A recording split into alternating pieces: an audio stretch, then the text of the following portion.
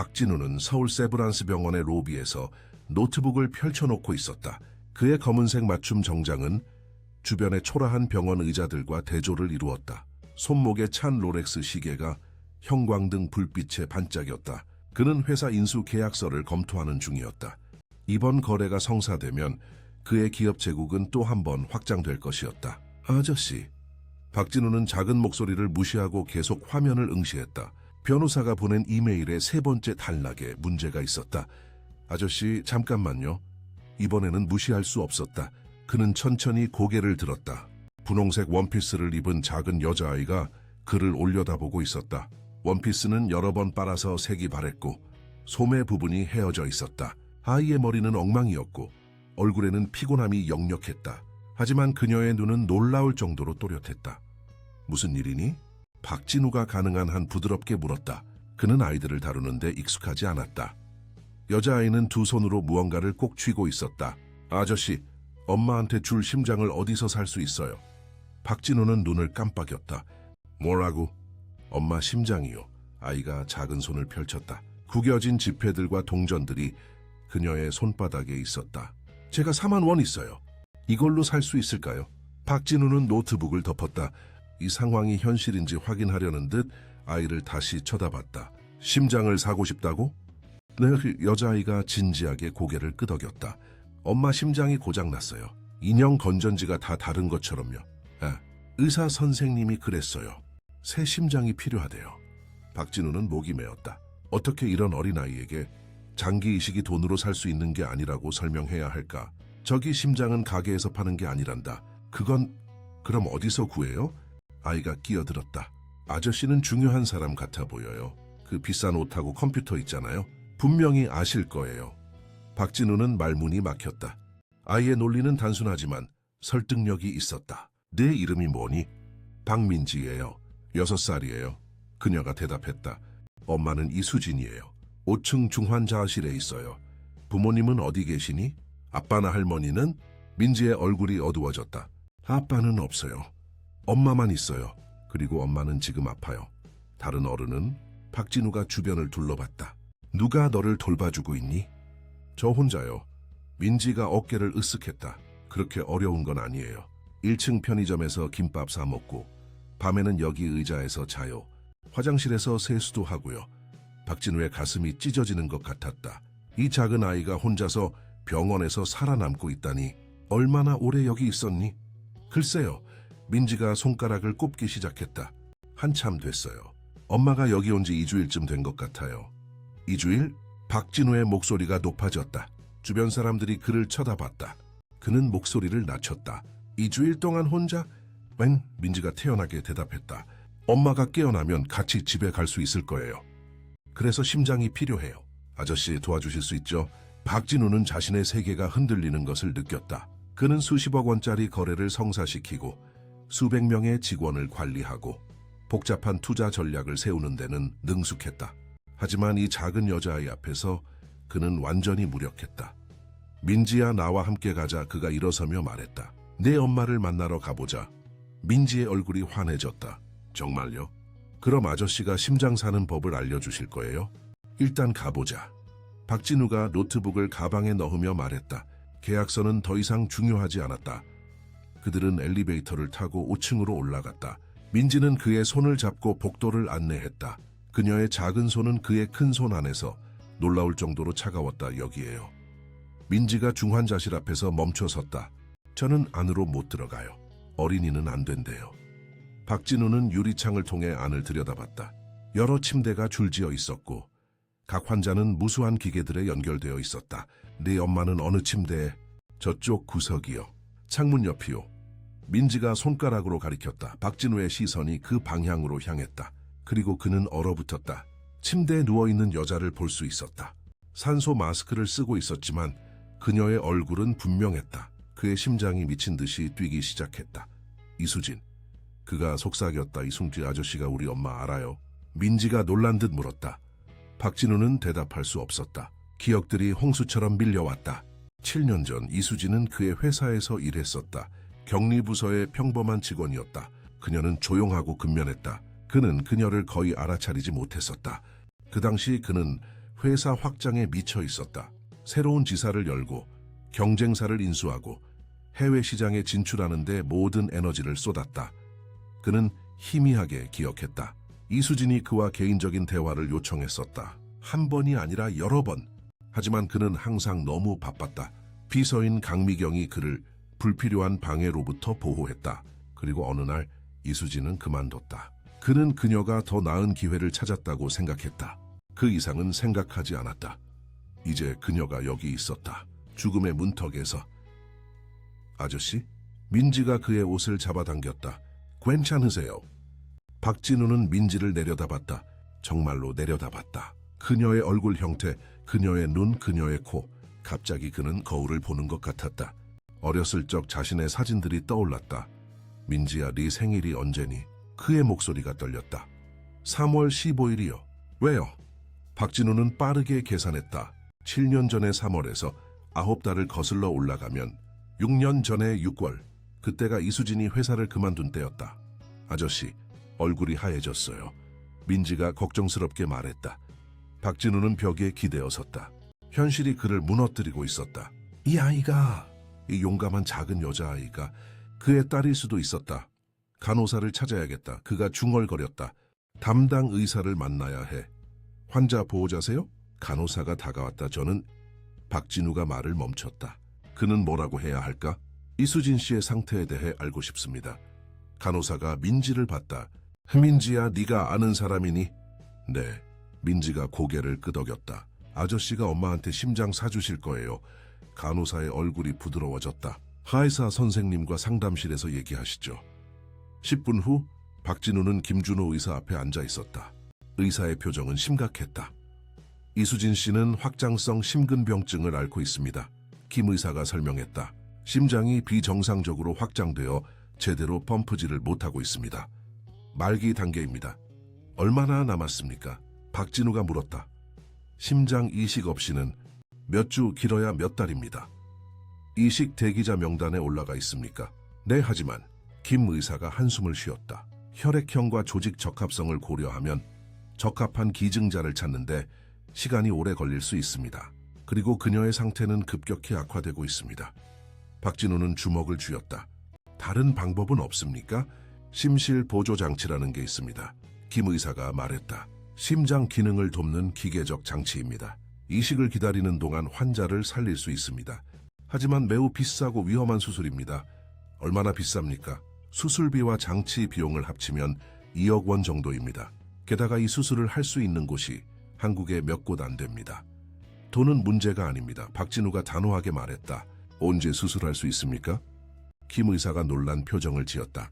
환자분과 어떤 관계이신지 여쭤봐도 될까요? 박진우는 잠시 망설였다. 가족입니다. 가까운 가족입니다.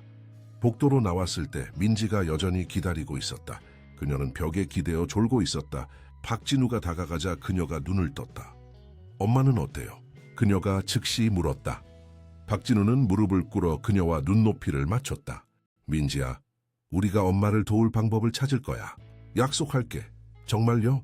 민지의 눈이 반짝였다. 정말이야. 박진우가 그녀의 머리를 쓰다듬었다. 그리고 민지야, 오늘부터는 네가 혼자가 아니야. 내가 여기 있을게. 민지가 갑자기 그를 껴안았다. 그녀의 작은 팔이 그의 목을 감쌌다. 고마워요, 아저씨. 박진우는 눈물이 차오르는 것을 느꼈다. 그는 이 아이를 알게 된 지 1시간도 안 됐지만 이미 그의 세계는 완전히 바뀌어 있었다. 그는 모든 것을 바칠 준비가 되어 있었다. 그의 돈, 그의 시간, 그의 인생. 이 작은 여자아이와 그녀의 엄마를 위해 박진우는 민지를 병원 카페테리아로 데려갔다. 아이는 제대로 된 식사를 한 지 오래된 것 같았다. 그는 김치찌개, 밥, 반찬, 그리고 따뜻한 미역국을 주문했다. 민지의 눈이 커졌다. 뭐 이거 다 저 먹어도 돼요? 그녀가 물었다. 물론이지. 박진우가 미소 지었다. 천천히 먹어. 민지는 허겁지겁 먹기 시작했다. 박진우는 그녀를 지켜보며 가슴이 아팠다. 이 아이가 얼마나 굶주렸을까? 얼마나 무서웠을까? 혼자서 병원을 헤매며 민지야, 엄마가 아프기 전에 어디서 살았니? 그가 조심스럽게 물었다. 마포구요.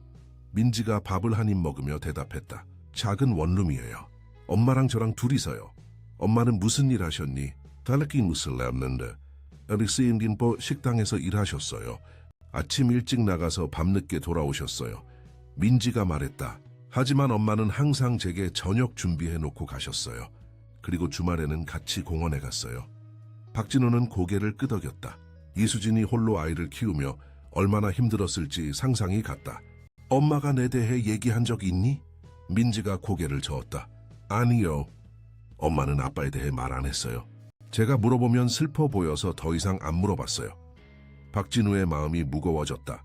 만약 민지가 정말 그의 딸이라면 이수진은 7년 동안 혼자서 모든 것을 감당해 온 것이었다. 왜 그녀는 다시 연락하지 않았을까? 왜 그에게 말하지 않았을까? 식사를 마친 후 박진우는 민지를 병원 휴게실에 데려다주고 자신의 사무실로 전화를 걸었다. 여보세요. 사장님, 강미경의 목소리가 들렸다. 회의는 어떻게 되셨어요? 미경 씨 7년 전 우리 회사에서 일했던 이수진이라는 직원 기억하시나요? 박진우가 물었다. 잠시 침묵이 흘렀다. 격리부에 계셨던 분 말씀이신가요? 네, 맞습니다. 그녀에 대한 모든 기록을 찾아주세요. 인사 파일, 퇴사 서류, 모든 것을요. 알겠습니다, 사장님. 하지만 왜 갑자기 지금 당장 필요합니다. 그리고 미경 씨, 7년 전 제 일정표도 찾아주세요. 특히 이수진 씨가 저와 면담을 요청했던 기록이 있는지 확인해 주세요. 네, 사장님. 1시간 안에 보내드리겠습니다. 전화를 끊고 박진우는 복도를 서성였다. 그의 마음은 혼란스러웠다. 만약 민지가 정말 그의 딸이라면 그는 7년 동안 그녀의 존재조차 몰랐던 것이다. 7년 동안 그녀는 자랐고 말을 배웠고 걷는 법을 배웠고 그는 아무것도 몰랐다. 그의 휴대폰이 울렸다. 강미경이 파일들을 보냈다. 박진우는 조용한 구석을 찾아 파일들을 열어보기 시작했다. 이수진의 인사 파일이 화면에 나타났다. 사진이 있었다. 젊은 그녀의 얼굴, 지금 중환자실에 누워있는 그 얼굴, 그는 계속 읽었다. 입사일, 부서, 급여, 그리고 퇴사일, 6년 전 6월 21일 그는 다음 파일을 열었다. 그의 7년 전 일정표, 페이지를 넘기며 그는 여러 개의 표시를 발견했다. 이수진 면담 요청 연기됨, 이수진 개인 상담 취소됨, 이수진 긴급 면담 요청 보류. 박진우는 숨이 막혔다. 5번. 그녀는 5번이나 그와 만나려고 시도했었다. 그리고 그는 매번 거절했다. 아니, 강미경이 그를 대신해 거절했다. 그는 강미경에게 다시 전화했다. 미경 씨, 이수진 씨가 저와 면담을 요청했을 때 그 내용이 무엇이었는지 기억하시나요? 잠깐만요, 사장님. 서류 뒤적이는 소리가 들렸다. 네, 여기 있습니다. 그녀가 개인적인 중요한 사안에 대해 논의하고 싶다고 했습니다. 하지만 사장님께서 그 당시 미국 지사 설립으로 너무 바쁘셔서 저는 그녀에게 나중에 다시 연락하라고 했습니다. 그래서 그녀는 다시 연락했나요? 네, 여러 번요. 하지만 사장님께서 정말 바쁘셨고 솔직히 말씀드리면 저는 그것이 업무와 관련 없는 개인적인 일이라고 생각했습니다. 그래서 우선순위를 낮췄습니다. 박진우는 눈을 감았다. 감사합니다, 미경 씨. 그는 전화를 끊고 벽에 머리를 기댔다. 이수진은 그에게 말하려고 했었다. 그녀는 임신 사실을 알리려고 했었다. 하지만 그는 너무 바빴다. 너무 중요했다. 너무 성공에 집착했다. 박진우는 중환자실로 돌아갔다. 유리창을 통해 이수진을 바라봤다. 그녀는 여전히 의식이 없었다. 기계들이 규칙적으로 삐삐거렸다. 그는 그녀를 정말로 기억하려고 노력했다. 회사에서의 그녀. 하지만 솔직히 말하면 그는 그녀를 거의 알아차린 적이 없었다. 그녀는 조용했고 그는 시끄러운 세계에 살았다. 아저씨, 민지가 옆에 나타났다. 엄마 보고 있어요? 응. 박진우가 그녀를 안아 올렸다. 엄마가 곧 나아질 거야. 정말요? 민지가 그의 얼굴을 쳐다봤다. 정말이야, 박진우가 약속했다. 하지만 먼저 그는 진실을 알아야 했다. 다음 날 아침 박진우는 민지를 데리고 병원 유전자 검사실로 갔다. 검사실 직원이 그들을 맞이했다. 유전자 검사를 하고 싶습니다. 박진우가 말했다. 친자 확인 검사요. 직원이 고개를 끄덕였다. 부모님과 자녀분 모두 동의하셔야 합니다. 아이의 어머니는 중환자실에 있습니다. 박진우가 설명했다. 하지만 의료 대리인으로서 동의합니다. 절차는 간단했다. 구강 면봉으로 샘플을 채취했다. 민지는 용감했다. 그녀는 질문 없이 입을 벌렸다. 결과는 3일 후에 나옵니다. 직원이 말했다. 이틀 안에 나올 수 있게 할 수 있나요? 박진우가 물었다. 추가 비용은 얼마든지 지불하겠습니다. 알겠습니다, 선생님. 내일 오후까지 준비하겠습니다. 박진우는 고개를 끄덕이고 민지를 데리고 나왔다. 그들은 병원 정원에 앉았다. 봄 햇살이 따뜻했다. 아저씨, 우리가 뭐 한 거예요? 민지가 물었다. 박진우는 어떻게 설명해야 할지 몰랐다. 그냥 검사야. 내 엄마를 돕기 위한 거야. 민지가 고개를 끄덕였다. 아저씨는 착한 사람이에요. 엄마도 아저씨를 좋아할 거예요. 박진우는 쓴웃음을 지었다. 이수진이 그를 어떻게 생각할까? 그녀는 그를 용서할 수 있을까? 그가 7년 동안 부재했던 것을, 그녀의 전화를 무시했던 것을 용서할 수 있을까? 그날 저녁 박진우는 호텔 방을 2개 예약했다. 하나는 자신을 위해, 하나는 민지를 위해. 하지만 민지는 혼자 자는 것을 무서워했다. 그래서 그들은 함께 한 방을 썼다. 아저씨, 이야기해 줄 수 있어요? 민지가 침대에 누우며 물었다. 무슨 이야기? 아무 이야기나요? 엄마는 항상 자기 전에 이야기해 줬어요. 박진우는 이야기를 잘 하지 못했다. 그는 사업보고서와 재무제표에 익숙했다. 하지만 그는 노력했다. 그는 어렸을 적 할머니가 들려주셨던 전래 동화를 기억해냈다. 호랑이와 곶감 이야기나. 민지는 그의 어설픈 이야기에도 웃었다. 그리고 천천히 잠들었다. 박진우는 그녀의 평화로운 얼굴을 바라봤다. 그녀는 천사 같았다. 다음 날 오후 박진우는 검사 결과를 받았다. 그는 복도의 조용한 구석에서 봉투를 열었다. 손이 떨렸다. 그는 결과지를 펼쳤다. 친자 확률 99.99%. 박진우는 벽에 기대어 섰다. 현실이 그를 덮쳤다. 민지는 그의 딸이었다. 정말로 그의 딸이었다. 그는 아버지였다. 그는 울었다. 복도 한가운데서 40년의 인생에서 처음으로 공개적으로 울었다. 그는 기쁨과 슬픔과 죄책감과 사랑으로 울었다. 모든 감정이 한꺼번에 터져 나왔다. 선생님, 괜찮으세요? 지나가던 간호사가 물었다. 박진우는 고개를 끄덕였다. 네, 괜찮습니다. 지금 막 아버지가 됐습니다. 간호사가 미소 지었다. 축하드립니다. 박진우는 휴게실로 갔다. 민지는 색칠 공부를 하고 있었다. 그녀를 보는 순간 모든 것이 달라 보였다. 그녀는 더 이상 낯선 아이가 아니었다. 그녀는 그의 딸이었다. 그의 피와 살이었다. 민지야, 그가 그녀 옆에 무릎을 꿇었다. 네, 아저씨? 다시 나는 네가 정말 특별하다고 생각해. 박진우가 말했다. 그는 아직 진실을 말할 준비가 되지 않았다. 먼저 이수진이 깨어나야 했다. 그녀가 먼저 알아야 했다. 저도 아저씨가 특별해요. 민지가 그를 껴안았다. 아저씨는 제 영웅이에요. 박진우는 그녀를 꼭 안았다. 그의 딸, 그의 용감한 작은 딸. 그는 그녀를 위해, 그리고 이수진을 위해 무엇이든 할 것이었다. 그는 잃어버린 7년을 되찾을 수는 없었다. 하지만 앞으로의 모든 날을 바칠 수 있었다. 박진우는 다음 이틀 동안 거의 잠을 자지 않았다. 그는 한국 전역의 심장 전문가들에게 전화를 걸었다. 서울대학교 병원, 삼성서울병원, 아산병원. 그는 모든 연주를 동원했다. 그의 명성과 재산이 마침내 의미 있는 일에 쓰이고 있었다. 심실 보조장치 수술을 할 수 있는 최고의 외과의를 찾고 있습니다. 그는 각 병원에 똑같이 말했다. 비용은 문제가 아닙니다. 가장 중요한 것은 성공률입니다. 3번째 전화에서 그는 원하는 답을 얻었다. 부산대학교 병원의 정태원 교수, 한국에서 가장 경험이 많은 심장외과의 중 한 명. 그는 200건 이상의 심실 보조장치 수술을 집도했고 성공률은 95%였다. 정 교수님과 통화할 수 있을까요? 박진우가 물었다. 교수님은 지금 수술 중이십니다. 하지만 메시지를 남겨드릴 수 있습니다. 제 이름은 박진우입니다. 박진우 인터내셔널의 대표입니다. 긴급한 상황입니다. 교수님께 가능한 한 빨리 연락 주시길 부탁드립니다. 2시간 후 정태원 교수가 전화를 걸어왔다. 박 대표님, 정태원입니다. 무슨 일이십니까? 박진우는 이수진의 상황을 설명했다. 확장성 심근병증, 급격한 악화, 제한된 시간. 환자의 의료 기록을 보내주시겠습니까? 정 교수가 물었다. 검토한 후 연락드리겠습니다. 박진우는 즉시 김준호 의사에게 연락해 모든 자료를 정 교수에게 보냈다. 그는 초조하게 기다렸다. 저녁 8시 정 교수가 다시 전화했다. 박 대표님, 환자의 상태를 검토했습니다.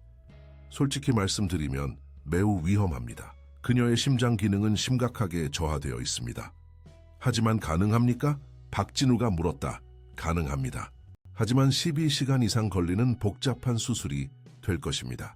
그리고 합병증의 위험이 높습니다. 성공 확률은 얼마나 됩니까? 정 교수가 잠시 침묵했다. 환자의 경우 60에서 70% 정도입니다. 박진우는 숨을 깊이 들이쉬었다. 60%. 절반보다 조금 더. 하지만 수술 없이는 확실한 결말뿐이었다. 교수님 수술해 주시겠습니까? 박진우가 물었다. 제 팀을 데리고 서울로 가겠습니다. 환자를 부산으로 옮기기에는 너무 불안정합니다. 세브란스 병원에 수술실을 준비하도록 요청하겠습니다. 감사합니다, 교수님. 정말 감사합니다. 한 가지 더 말씀드릴 게 있습니다, 박 대표님. 정 교수가 말했다. 이 수술은 환자의 삶을 연장시킬 수 있습니다. 하지만 영구적인 해결책은 아닙니다. 궁극적으로는 여전히 심장 이식이 필요합니다. 알겠습니다. 하지만 지금은 시간을 사는 것이 중요합니다. 박진우는 민지에게 이 소식을 어떻게 전해야 할지 고민했다. 그녀는 너무 어렸다. 수술의 위험성을, 불확실성을 이해할 수 있을까? 그는 그녀를 병원 정원으로 데려갔다. 그들은 벤치에 나란히 앉았다. 봄꽃들이 피어나고 있었다. 민지야, 내 엄마에 대해 얘기해야 할 게 있어. 박진우가 시작했다. 민지가 그를 올려다봤다.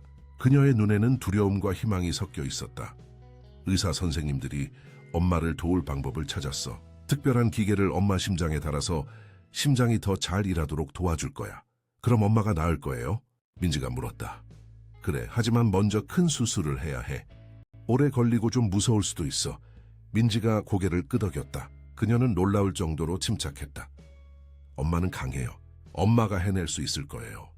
박진우는 그녀의 손을 잡았다. 그리고 민지야, 네가 알아야 할 게 하나 더 있어. 뭔데요? 박진우는 심호흡을 했다. 이제 말할 때였다. 나는 내 엄마를 옛날에 알았어. 오래전에. 정말요? 민지의 눈이 커졌다. 응.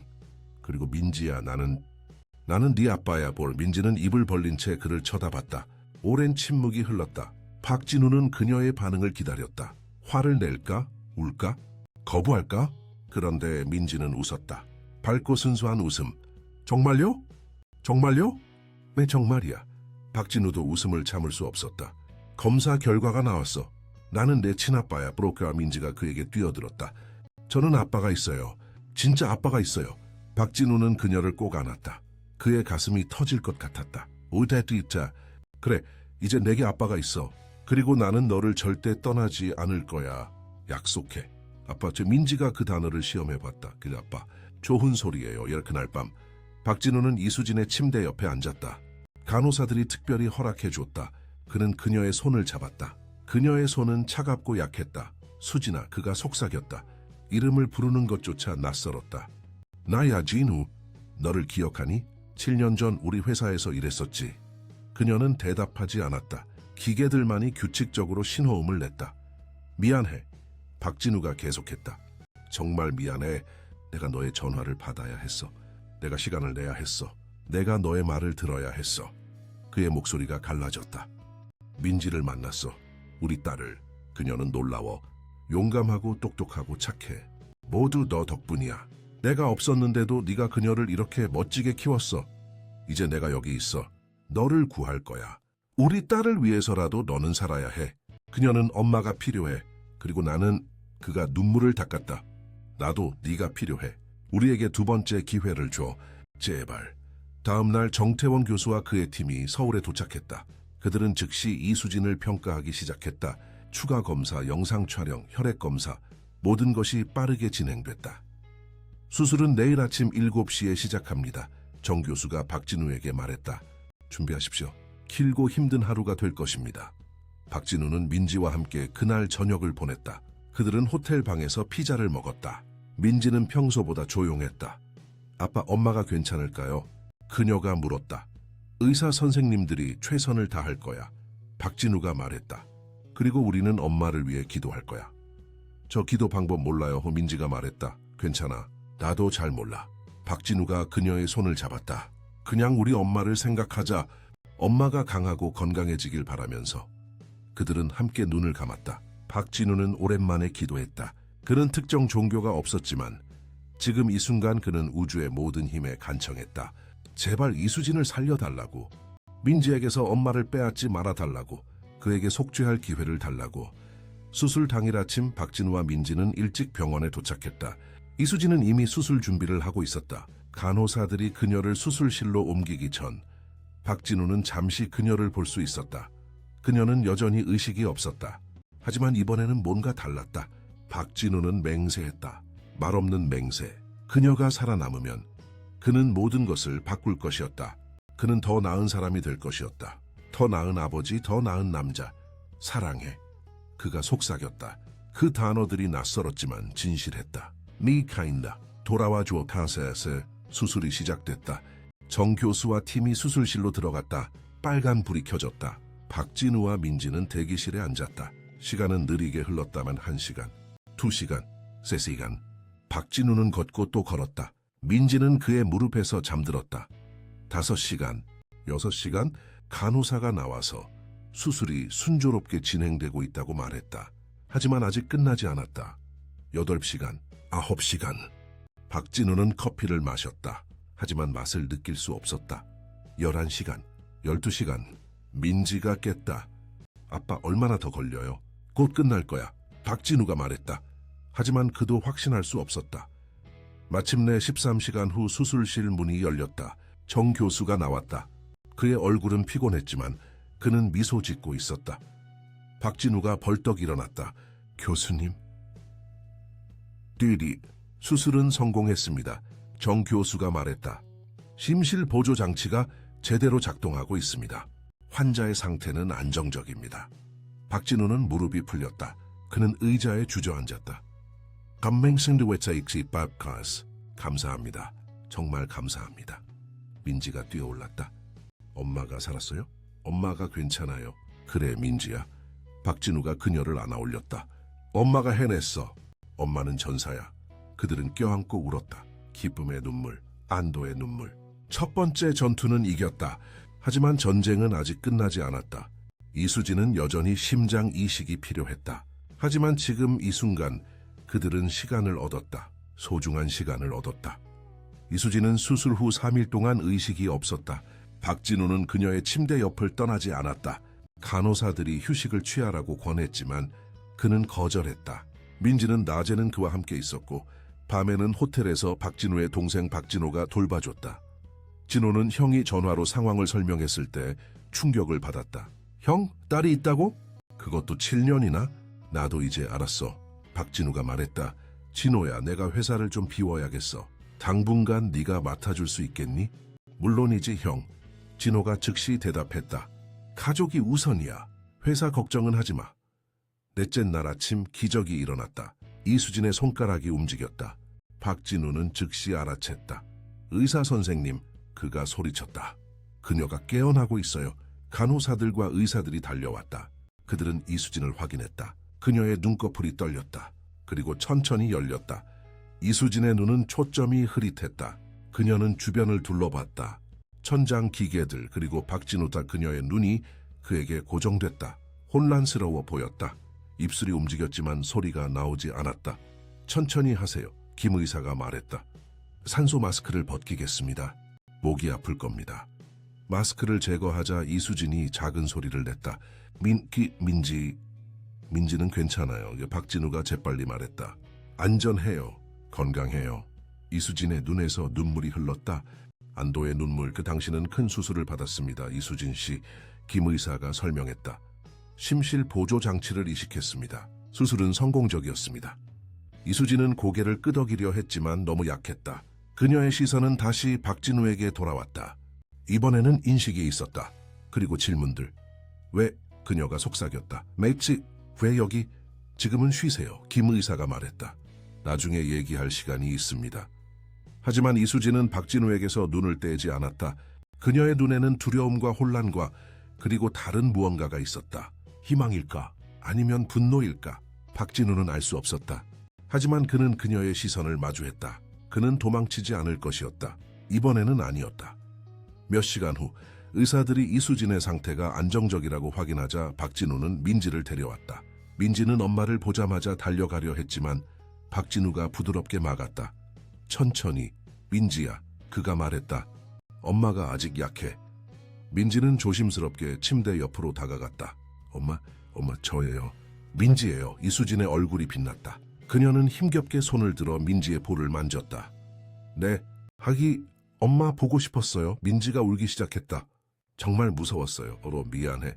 이수진이 속삭였다. 엄마가 미안해. 아니에요, 네 엄마.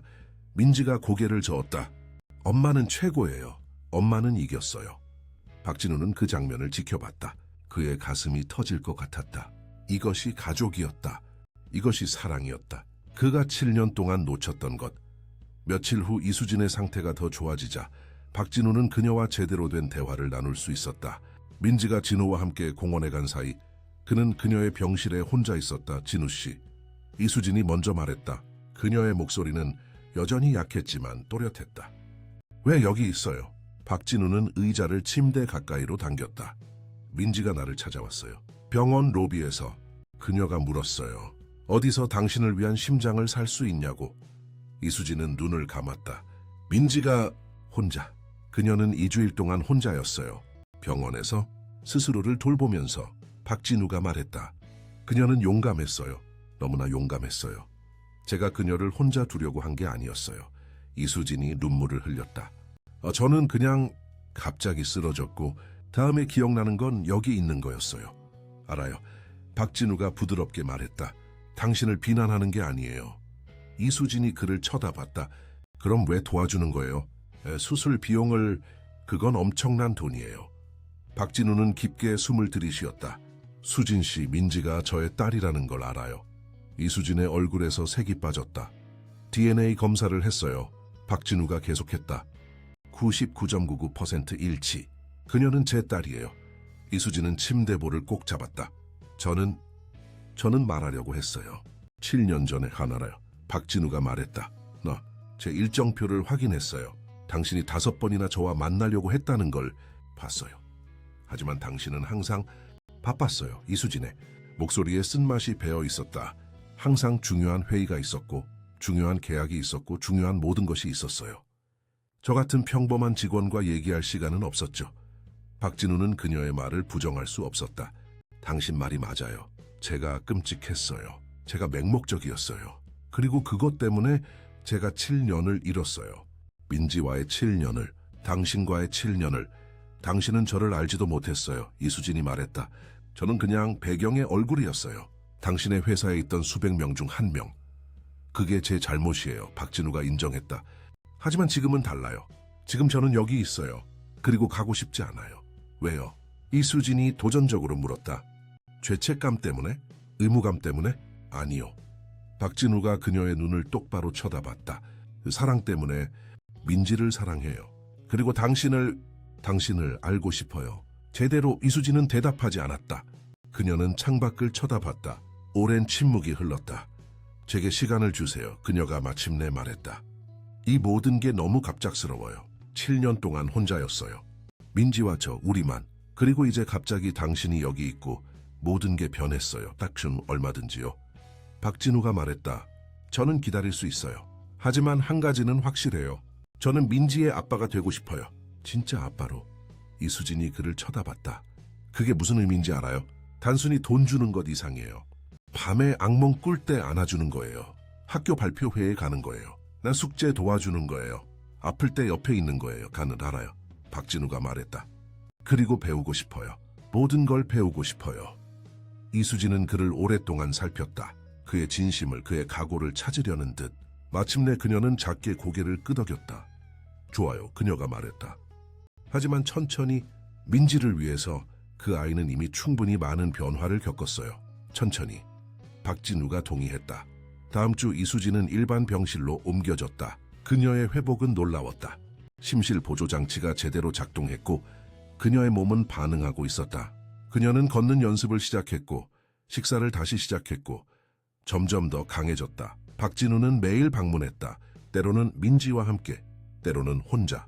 그는 이수진과 얘기했다. 그녀의 삶에 대해, 지난 7년에 대해, 민지에 대해. 그녀가 3살 때 첫 마디가 엄마였어요. 이수진이 미소 지으며 말했다. 저는 울었어요.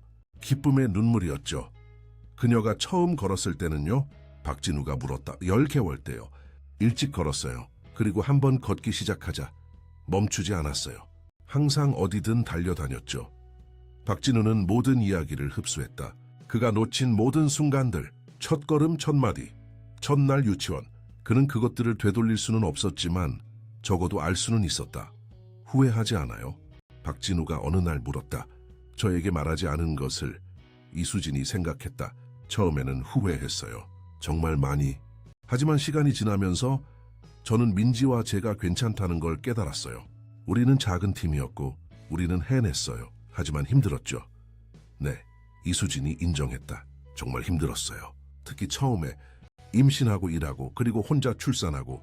하지만 민지가 태어났을 때 모든 게 같이 있었어요.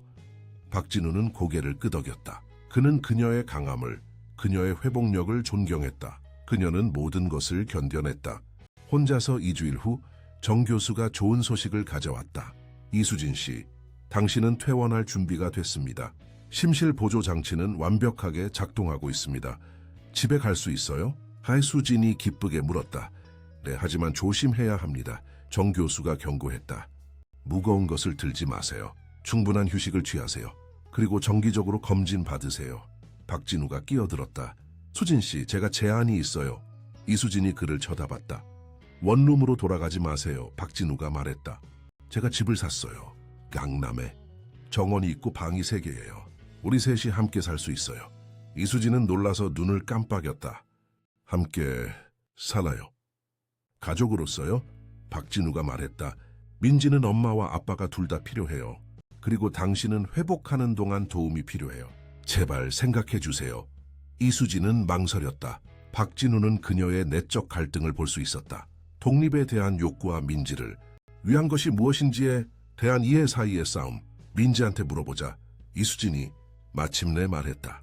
그 아이가 원하는 게 뭔지 들어보자. 민지는 주저하지 않았다. 함께 살고 싶어요. 진짜 가족처럼. 엄마랑 아빠랑 저랑. 그래서 결정이 났다. 일주일 후 그들은 함께 새 집으로 이사했다.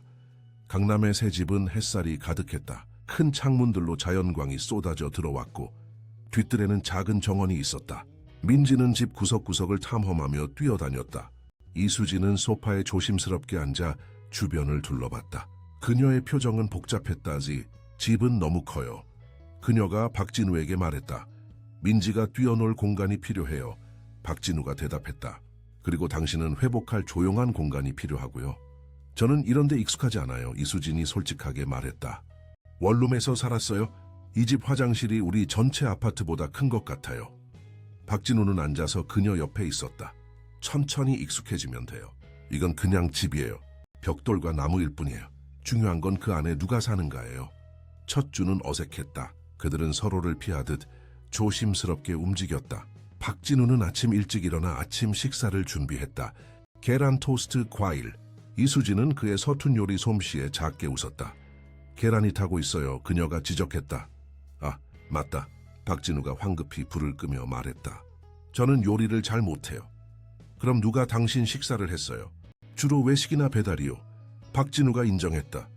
건강에 좋지 않다는 건 알지만 시간이 없었어요. 이수진이 일어났다. 제가 할게요. 앉아 있어요. 해도 안 돼요. 박진우가 그녀를 부드럽게 막았다. 의사가 무리하지 말라고 했어요. 제가 배울게요. 가르쳐 주세요. 그래서 이수진은 앉아서 지시했다. 불을 중간으로. 계란을 천천히 저어요. 그렇게. 좋아요. 민지가 부엌으로 뛰어들어왔다. 무슨 냄새예요? 아빠가 아침 만드는 중이야. 이수진이 말했다. 민지가 눈을 크게 떴다. 아빠가 요리할 줄 알아요? 배우는 중이야. 박진우가 웃으며 말했다. 그들은 함께 식탁에 앉았다. 계란은 약간 탔지만 먹을 만했다. 민지는 즐겁게 먹었다. 이수진은 조용히 관찰했다. 박진우는 긴장했다. 맛있어요, 아빠. 민지가 말했다. 박진우의 가슴이 부풀었다. 그런 간단한 칭찬이 그에게 그토록 의미가 있을 줄은 몰랐다. 낮 동안 박진우는 재택근무를 했다. 그는 서재에서 노트북으로 일했다. 하지만 1시간마다 나와서 이수진을 확인했다. 약은 먹었는지, 불편한 건 없는지, 필요한 건 없는지. 저는 괜찮아요. 이수진이 3번째로 말했다. 매 시간마다 확인하지 않아도 돼요. 죄송해요. 박진우가 미안해하며 말했다. 저는 그냥 당신이 안전한지 확인하고 싶어요. 감사해요. 이수진이 부드럽게 말했다. 하지만 저는 유리로 만들어지지 않았어요. 깨지지 않아요. 오후에 민지가 유치원에서 돌아왔다.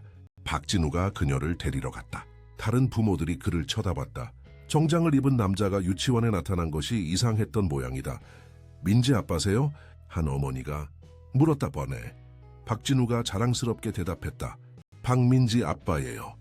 집에 돌아와서 민지는 숙제를 꺼냈다. 색칠하기였다. 박진우가 옆에 앉았다. 도와줄까? 그가 물었다. 보내! 민지가 크레용을 건넸다. 아빠는 나무를 칠해요. 저는 꽃을 칠할게요. 그들은 나란히 앉아서 색칠했다. 박진우는 선 밖으로 나가지 않으려고 조심스럽게 칠했다. 민지는 무지개색으로 꽃을 칠했다. 아빠 이거 봐요. 민지가 자신의 작품을 보여줬다. 배우죠? 아름다워. 박진우가 진심으로 말했다. 네가 정말 재능이 있구나. 저녁에 박진우는 다시 요리를 시도했다. 이번에는 김치찌개. 이수진이 레시피를 불러주었다. 박진우는 주에 깊게 따라했다. 더 많은 고춧가루. 이수진이 말했다. 이 정도요? 조금 더. 이제요? 완벽해요. 찌개는 생각보다 잘 됐다. 그들은 함께 저녁을 먹었다. 민지가 끊임없이 수다를 떨었다. 유치원에서 있었던 일, 친구들, 선생님. 박진우는 모든 단어를 흡수했다. 이수진은 지켜보며 미소 지었다.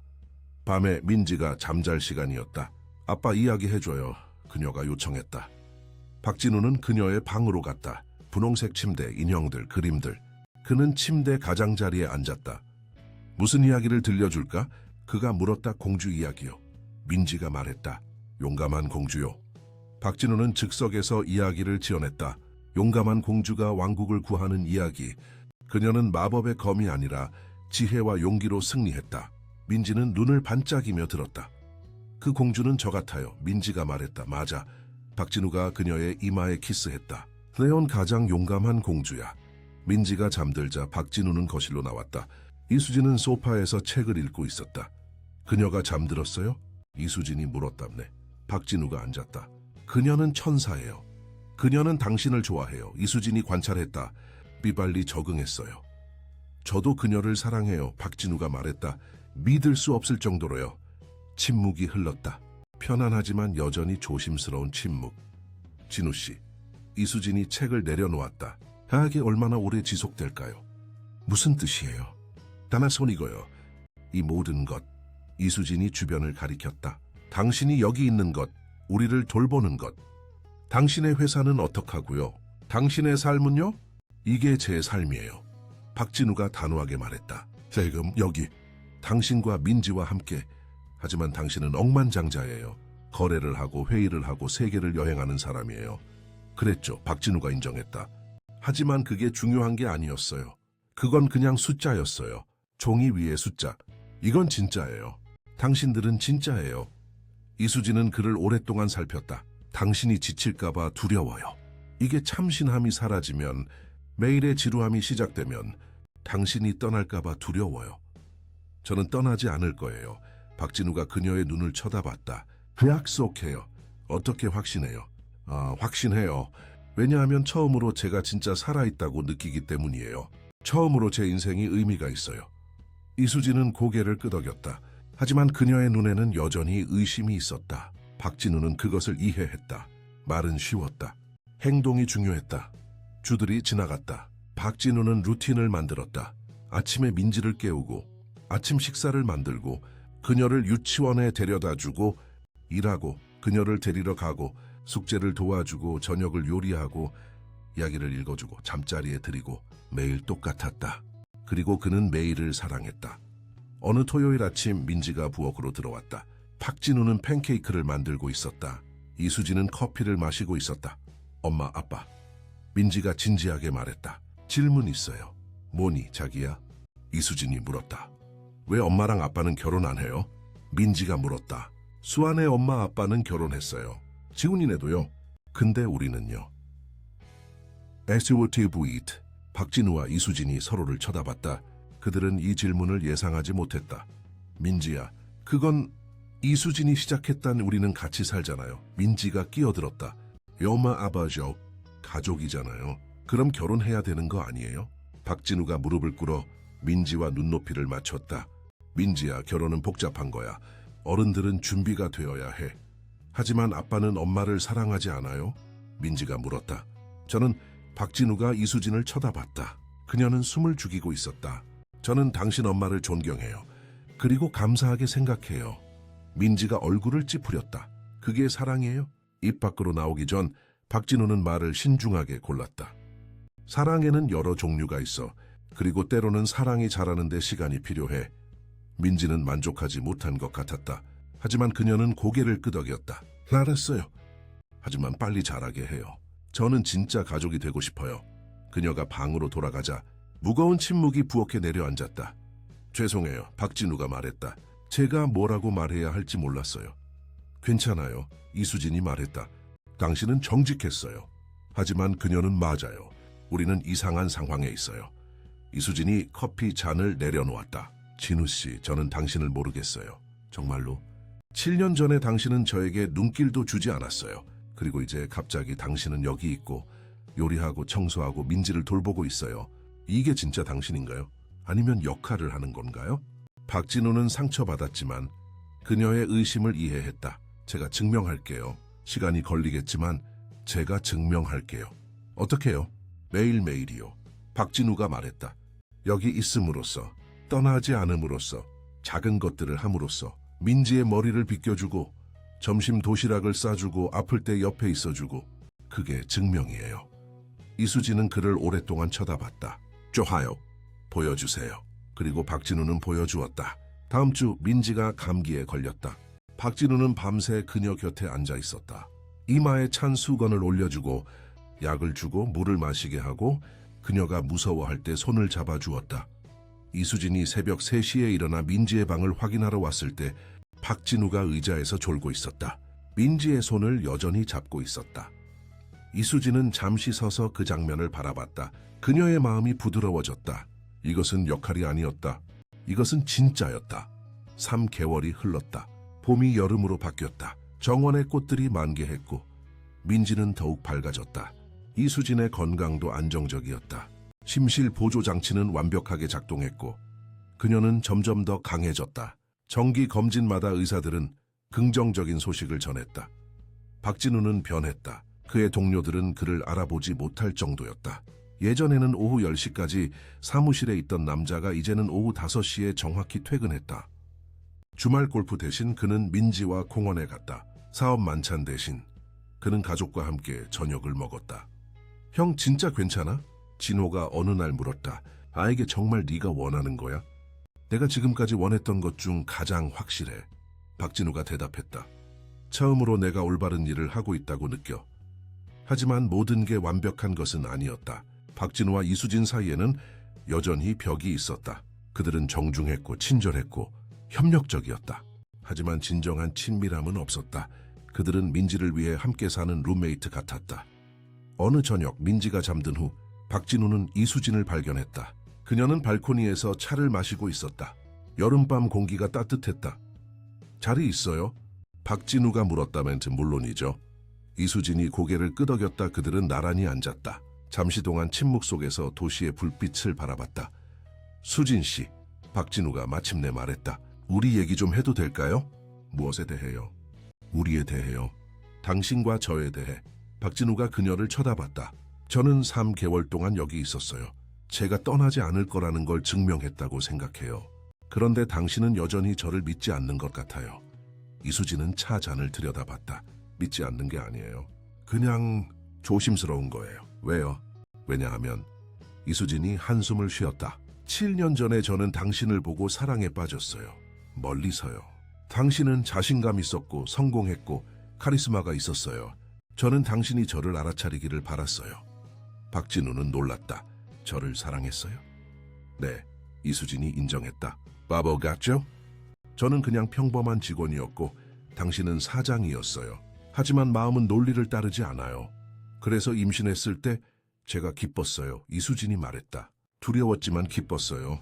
왜냐하면 저는 당신의 아기를 가졌으니까요. 그것이 당신과의 연결이었어요. 그래서 저는 당신에게 말하려고 했어요. 하지만 제가 시간을 내지 않았죠. 네, 이수진의 목소리가 갈라졌다. 매번 거절당했어요. 그리고 마침내 저는 이해했어요. 저는 중요하지 않았어요. 제 뉴스는 당신의 거래만큼 중요하지 않았어요. 그래서 저는 그만뒀어요. 그리고 혼자서 민지를 키우기로 결정했어요. 미안해요. 박진우가 속삭였다. 정말 죄송해요. 저는 화가 났어요. 오랫동안. 이수진이 계속했다. 하지만 시간이 지나면서 저는 그것을 놓아주었어요. 왜냐하면 화를 붙잡고 있으면 저만 다치니까요. 그리고 민지는 행복한 엄마가 필요했어요. 당신은 놀라워요. 박진우가 말했다. 정말로. 당신의 강함, 당신의 용서, 당신의 사랑. 저는 그것에 경외감을 느껴요. 이수진이 그를 쳐다봤다. 하지만요. 하지만 이제 저는 여기 있어요. 그리고 저도 당신을 사랑하고 싶어요. 제대로. 당신이 7년 전에 저를 사랑했던 것처럼. 이수진은 숨을 들이켰다. 진우 씨, 당신이 즉시 대답할 필요는 없어요. 박진우가 빨리 말했다. 저는 그냥 당신이 알았으면 좋겠어요. 저는 민지를 위해서만 여기 있는 게 아니에요. 당신을 위해서도 여기 있어요. 이수진은 대답하지 않았다. 하지만 그녀의 눈에는 무언가 변했다.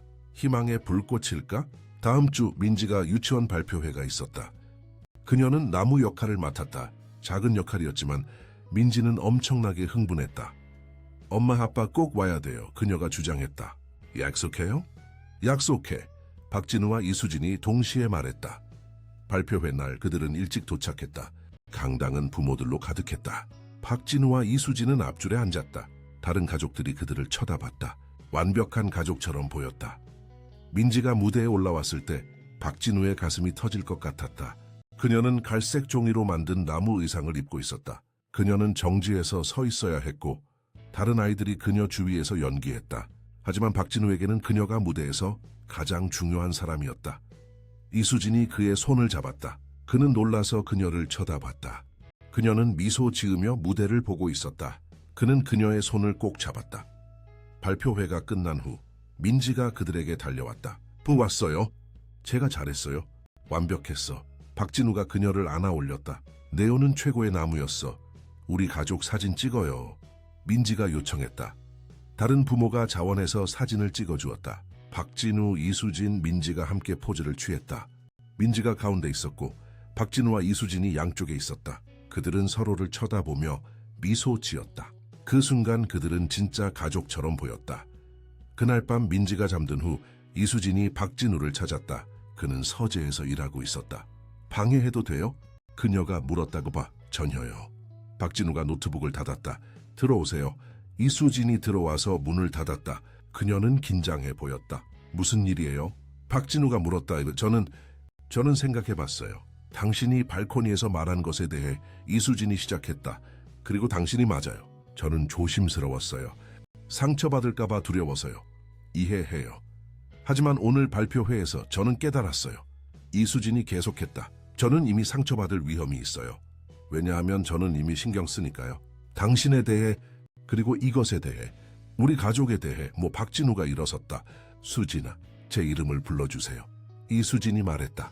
연생 말고. 그냥 수진이라고. 수진, 박진우가 그녀에게 다가갔다. 저도 신경 써요. 정말 많이. 저도 알아요. 이수진이 미소 지었다. 당신의 행동으로 볼 수 있어요. 매일. 작은 것들에서. 그럼 우리 기회를 줄 수 있어요? 진짜 기회를? 이수진이 고개를 끄덕였다. 네, 하지만 천천히. 민지를 위해서 천천히. 박진우가 동의했다. 우리가 필요한 만큼 천천히. 그 후로 무언가 변했다. 작은 것들. 박진우와 이수진은 저녁에 함께 요리하기 시작했다.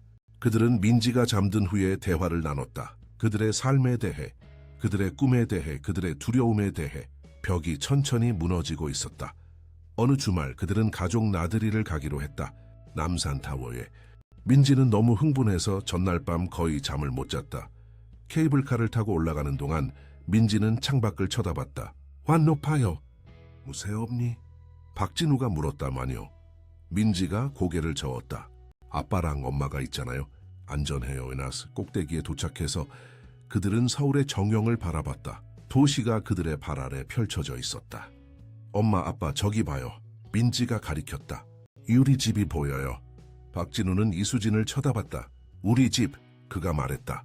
좋은 소리네요, 시네. 이수진이 동의했다. 정말 좋아요. 그들은 타워의 사랑의 자물쇠의 구역을 지나갔다. 수천 개의 자물쇠가 난간에 걸려 있었다. 각각은 사랑을 상징했다. 아빠, 우리도 자물쇠에 걸어요. 민지가 요청했다. 박진우가 웃었다. 여하, 자물쇠를 사러 가자. 그들은 자물쇠를 샀다. 민지가 마커로 썼다. 박진우, 이수진, 박민지, 가족, 영원히. 그들은 함께 자물쇠를 걸었다. 민지가 열쇠를 던졌고 그것은 아래로 떨어져 사라졌다. 이제 우리는 영원히 함께해요. 민지가 선언했다. 박진우와 이수진이 서로를 쳐다봤다. 그들은 미소 지었다. 진짜로 진심으로 영원히. 박진우가 속삭였다. 영원히. 이수진이 메아리 쳤다. 그날 저녁 집으로 돌아와서 민지가 잠들고 박진우와 이수진은 소파에 함께 앉았다. 처음으로 그들은 단지 나란히 있는 게 아니라 가까이 있었다. 진우, 이수진이 말했다. 제가 당신에게 뭔가 말하고 싶어요. 뭔데요? 저는 당신을 용서해요. 이수진이 그의 눈을 쳐다봤다. 7년 전에 대해, 제 전화를 받지 않은 것에 대해, 모든 것에 대해 저는 당신을 용서해요. 박진우의 눈에 눈물이 고였다. 고마워요. 정말 고마워요. 그리고 저는 당신에게 감사해요. 이수진이 계속했다. 여기 있는 것에 대해, 민지를 위해 변한 것에 대해, 저를 위해 변한 것에 대해 저는 더 나은 사람이 되고 싶어요. 박진우가 말했다. 당신과 민지를 위해. 당신은 이미 그래요. 이수진이 그의 손을 잡았다. 박진우는 그녀를 껴안았다. 처음으로, 진짜로. 이수진은 그의 품에서 긴장을 풀었다. 그들은 그렇게 오랫동안 앉아 있었다. 말없이, 단지 함께. 그리고 그것으로 충분했다. 그 밤 박진우는 행복하게 잠들었다. 처음으로 그는 자신이 정확히 있어야 할 곳에 있다고 느꼈다. 가족과 함께 사랑받고 사랑하며. 이것이 성공이었다. 이것이 부였다. 돈이나 권력이 아니라 사랑과 연결. 그가 평생 찾던 것을 마침내 찾았다. 6개월이 지났다. 가을이 왔고 나무잎들이 황금빛과 붉은빛으로 물들었다. 민지는 이제 7살이었고 초등학교 1학년이었다. 이수진은 강해 보였다. 박진우는 더 이상 사업가처럼 보이지 않았다. 그는 아버지처럼 파트너처럼 보였다. 하지만 어느 날 정기검진에서 정태원 교수가 그들을 자신의 사무실로 불렀다. 그의 표정이 진지했다. 이수진 씨, 박 대표님 앉으세요. 그가 말했다. 박진우는 즉시 긴장했다. 이수진은 그의 손을 잡았다. 나쁜 소식인가요? 이수진이 물었다. 나쁜 소식은 아닙니다. 정 교수가 조심스럽게 말했다. 하지만 현실적인 대화를 나눠야 합니다. 심실 보조 장치는 영원히 지속되지 않습니다. 평균적으로 2년에서 5년 정도 작동합니다. 그리고 이수진 씨의 경우는 박진우가 물었다. 지금까지 완벽하게 작동하고 있습니다. 하지만 궁극적으로는 여전히 심장 이식이 필요합니다. 대기자 명단에 있지만 적합한 기증자를 찾는 것은 예측할 수 없습니다. 이수진이 고개를 끄덕였다. 알고 있었어요. 처음부터 우리는 계속 희망합니다. 정 교수가 말했다. 하지만 동시에 현재를 최대한 살아야 합니다. 차 안에서 집으로 돌아가는 동안 그들은 침묵했다. 민지는 학교에 있었고 진호가 오후에 데리러 가기로 했다며. 수진아. 박진우가 마침내 말했다. 우리 얘기해야 해. 알아요? 이수진이 창밖을 쳐다봤다. 하지만 지금은 아니에요. 조금 있다가요. 그들은 집으로 갔다. 이수진은 바로 정원으로 나갔다. 박진우는 그녀에게 공간을 주었다. 그는 그녀가 생각할 시간이 필요하다는 것을 알았다. 1시간 후 그는 그녀를 찾았다. 그녀는 벤치에 앉아 꽃들을 바라보고 있었다. 자리 있어? 그가 물었다. 항상. 그녀가 미소 지었다. 그가 앉았다. 잠시 동안 그들은 그냥 함께 앉아 있었다. 무서워? 박진우가 물었다. 보아니. 이수진이 대답했다. 놀랍게도 저는 평화로워요. 어떻게? 왜냐하면 저는 이미 제 행복한 결말을 가졌으니까요. 이수진이 그를 쳐다봤다. 지난 6개월. 당신과 민지와 함께. 이게 제 행복한 결말이에요. 하지만 우리는 더 많은 시간이 필요해. 박진우의 목소리가 갈라졌다. 수십 년이요. 민지가 자라는 것을 보고, 그녀가 졸업하는 것을 보고, 그녀가 자신의 가족을 만드는 것을 보고. 그건 좋을 거예요. 이수진이 인정했다. 하지만 보장되지 않아요. 누구에게도. 건강한 사람들도 내일을 보장받지 못해요. 하지만 우리는 오늘을 가지고 있어요. 이수진이 그의 손을 잡았다. 그리고 그게 충분해요. 매 순간을 최대한 살 거예요. 박진우는 그녀를 껴안았다. 그는 울었다. 그녀를 잃을 가능성에, 민지가 엄마 없이 자랄 가능성에 울었다. 울지 마요. 이수진이 부드럽게 말했다. 아직 여기 있어요. 그리고 지금 이 순간 그게 중요한 전부예요. 그날 저녁 식사 후 민지가 뭔가 이상하다는 것을 알아챘다. 엄마, 아빠, 왜 슬퍼 보여요? 박진우와 이수진이 서로를 쳐다봤다. 그들은 거짓말하고 싶지 않았다. 민지야, 같이 앉자. 이수진이 말했다. 그들은 거실에 함께 앉았다. 민지는 그들 사이에 있었다. 민지야, 너 엄마가 특별한 기계를 심장에 가지고 있다는 거 알지? 박진우가 시작했다. 네, 엄마 심장을 도와주는 거요. 민지가 고개를 끄덕였다. 뭐 맞아. 그런데 그 기계는 영원히 지속되지 않아. 이수진이 설명했다. 언젠가 엄마는 새로운 심장이 필요할 거야. 그럼 새로운 거 받으면 되잖아요. 민지가 단순하게 말했다. 그게 쉽지 않아, 자기야. 이수진이 말했다. 새로운 심장을 기다리는데 오래 걸릴 수 있어. 그리고 올지 안 올지도 모르고. 민지는 이것을 소화했다. 그녀의 어린 얼굴이 진지했다. 그럼 엄마가 떠날 수도 있어요? 이수진의 눈에 눈물이 고였다. 저는 최선을 다할 거야, 민지야. 약속해. 하지만 우리는 모를 수가 없어. 민지가 생각했다. 그리고 놀랍게도 그녀는 웃었다. 그럼 우리는 매일을 특별하게 만들어야겠어요. 뭐라고? 박진우가 놀라서 물었다. 선생님이 학교에서 말했어요. 민지가 설명했다. 모든 날은 선물이래요. 그래서 영어로 프레젠트라고 하잖아요. 현재이면서 선물이에요. 박진우와 이수진은 서로를 쳐다봤다. 이 7살 아이의 지혜에 놀랐다. 그래서 우리는 매일을 최대한 좋게 만들어야 해요. 민지가 계속했다. 웃고 놀고 서로 사랑하고. 그럼 시간이 얼마나 있든지 상관없어요. 중요한 건 우리가 함께라는 거예요. 이수진이 민지를 꼭 껴안았다. 넌 어떻게 그렇게 똑똑하니? 엄마한테 배웠어요. 민지가 말했다. 그리고 아빠한테도요. 박진우도 그들을 껴안았다.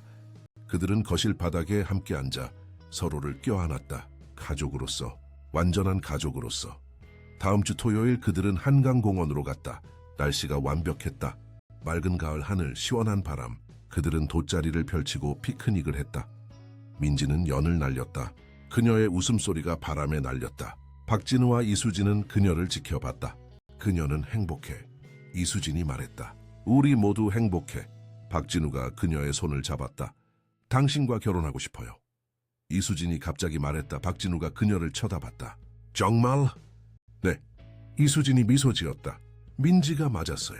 우리는 가족이에요. 그리고 저는 그것을 공식으로 만들고 싶어요. 우리에게 얼마의 시간이 있든지. 박진우는 말문이 막혔다. 그리고 그는 웃기 시작했다. 기쁨의 웃음, 네. 전번네. 그는 그녀에게 키스했다.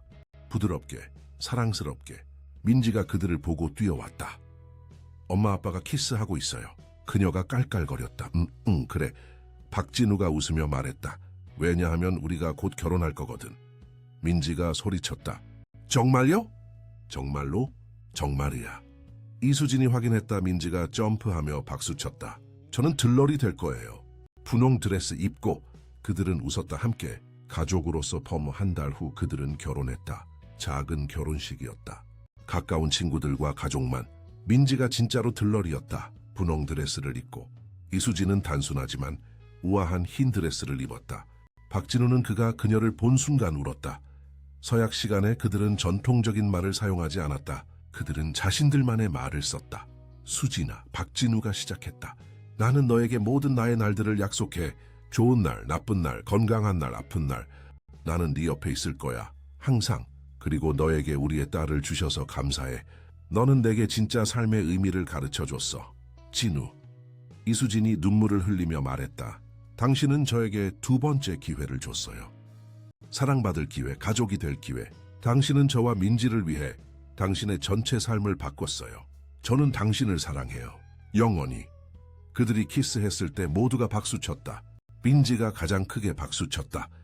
리셉션에서 박진우는 연설을 했다. 제가 여기 서 있는 게 믿기지 않습니다. 1년 전 저는 제 인생이 완벽하다고 생각했어요.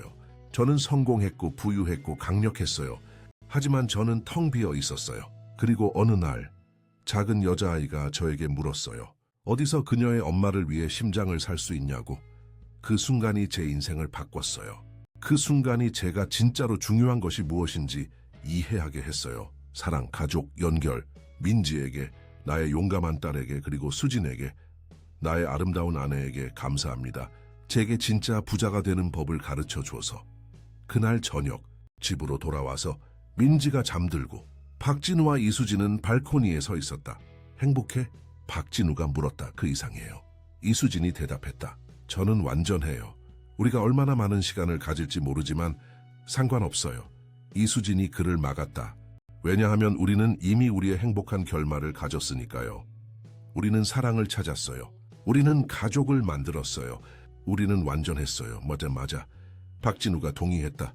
우리는 완전해. 그들은 도시의 불빛을 바라봤다. 어딘가에 누군가가 심장 이식을 기다리고 있었다. 어딘가에 누군가가 사랑을 찾고 있었다. 어딘가에 누군가가 제2의 기회를 기다리고 있었다. 하지만 여기 이 발코니에서 이 순간에 박진우와 이수진은 그들이 필요한 모든 것을 가지고 있었다. 서로를, 민지를, 그리고 지금 이 순간을. 시간은 예측할 수 없었다. 내일은 보장되지 않았다. 하지만 오늘은 그들의 것이었다. 그리고 그들은 그것을 최대한 살기로 결정했다. 다음 날 아침 민지가 그들을 깨웠다. 엄마, 아빠 일어나요. 공원 가요. 박진우와 이수진이 웃으며 일어났다. 그들은 천천히 준비했다. 서두를 필요가 없었다. 그들은 아침 식사를 함께 만들었다. 웃고 얘기하고 서로를 즐기며 공원으로 걸어가는 길에 민지가 그들의 손을 잡았다. 한 손은 엄마의, 한 손은 아빠의. 그녀는 행복하게 뛰었다. 박진우는 이수진을 쳐다봤다. 그녀는 미소 지으며 하늘을 올려다봤다. 그는 그녀가 아름답다고 생각했다. 항상 그랬지만 지금은 더욱. 공원에서 민지가 놀이터로 뛰어갔다. 박진우와 이수진은 벤치에 앉았다. 그들은 그녀를 지켜봤다. 이게 행복이야. 박진우가 말했다. 응. 이수진이 동의했다. 이게 바로 행복이야. 그들은 그렇게 앉아 있었다. 서두르지 않고, 걱정하지 않고, 두려워하지 않고, 단지 존재하며 함께. 가족으로서 두 태양이 그들 위해서 빛났다. 민지의 웃음이 공기를 채웠다. 그리고 그 순간 모든 것이 완벽했다. 왜냐하면 그들은 마침내 이해했으니까요. 인생은 얼마나 오래 사는지가 아니라 얼마나 충분히 사는지에 관한 것이라는 것을. 성공은 은행 계좌의 숫자가 아니라 당신이 사랑하고 사랑받는 사람들의 수라는 것을. 그리고 진짜 부는 돈이 아니라 함께 나누는 순간들이라는 것을. 박진우는 7년 전으로 돌아간다면 모든 것을 다르게 할 것이라는 것을 알았다. 그는 이수진의 전화를 받을 것이다. 그는 민지의 첫 걸음을 볼 것이다. 하지만 그는 또한 알았다. 그가 그 고통을 겪지 않았다면 그는 변하지 않았을 것이라는 것을. 그는 배우지 못했을 것이다. 그는 진짜로 살지 못했을 것이다. 때로는 삶의 가장 큰 선물이 가장 고통스러운 포장으로 온다. 때로는 우리가 모든 것을 잃어야 진짜로 중요한 것이 무엇인지 알게 된다. 그리고 때로는 작은 여자아이의 단순한 질문이 모든 것을 바꿀 수 있다. 어디서 엄마를 위해 심장을 살 수 있나요? 그 질문의 답은 가게에 있지 않았다. 병원에도 없었다. 그것은 사랑 안에 있었다. 가족 안에 있었다. 매일 나타나고 보살피고 선택하는 것 안에 있었다. 진짜 심장은 살 수 없다. 그것은 주어진다.